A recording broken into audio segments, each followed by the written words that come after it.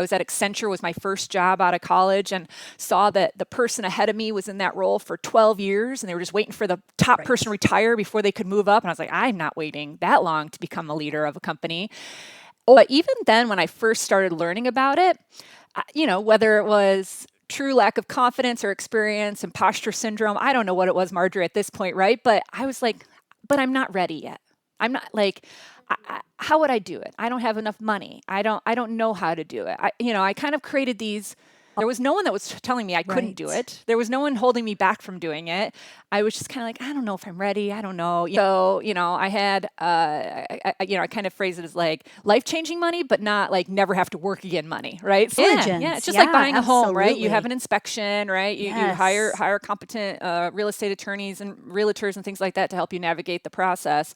Marjorie, none of those things are normal when you're buying a small business, right? So I was a little, spoiled or blessed or whatever you want to say as far as that. Yeah. But I'm okay with that, obviously, right? But at the same time, like, I don't want to give the impression that this is like this really easy thing to do, because for every story like mine, there's probably 100 where something goes sideways at some point. But at some point, you have to be willing to walk away, because you can't want it so badly that you miss that due diligence. But that's really heartbreaking because, this isn't to pat myself on the back. There's a lot of searchers like me out there, but like, I'm a pretty credible, good leader. Like, I'm going to take really good care of your company if you sold it to me, right? I'm not private equity, not that they're always bad. Like, my mantra was stability. Like, I had it written on a sticky note, like just keep everything stable, right? Like, this business has been running for, at that point, 58 years. I don't need to come in here and mess with it a ton on day one, right? Again, super unique. He introduced me to Sissy the week after he and I first chatted.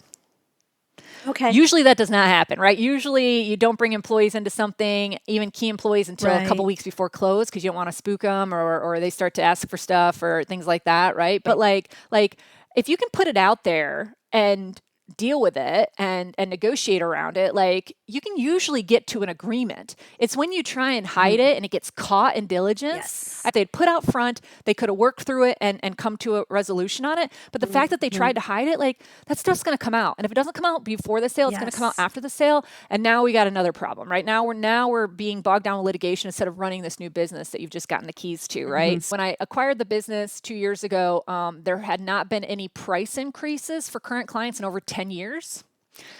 Some for decades. I think the biggest thing for me of just preparing for those conversations was like, I'm so confident in what we're delivering and the value we're bringing to companies that, like, if you're gonna go back and forth with me over a few $100 a month or whatever, like, we'll just leave. Yeah. And I don't want to give the impression that it wasn't scary at moments, right? Like, when you're throwing out all these notes or whatever, you're like, wow, if every single one of these goes, I'm going to be in trouble. But I just knew they weren't. And I think the, funny anecdotal thing, right, is that large client that left, they came back this year and they're like, well, maybe we want to come back. And I was like, okay, well, it's going to be even more now. I think the biggest takeaway that I hope people hear is really your confidence that you put in your value, knowing we provide all this value.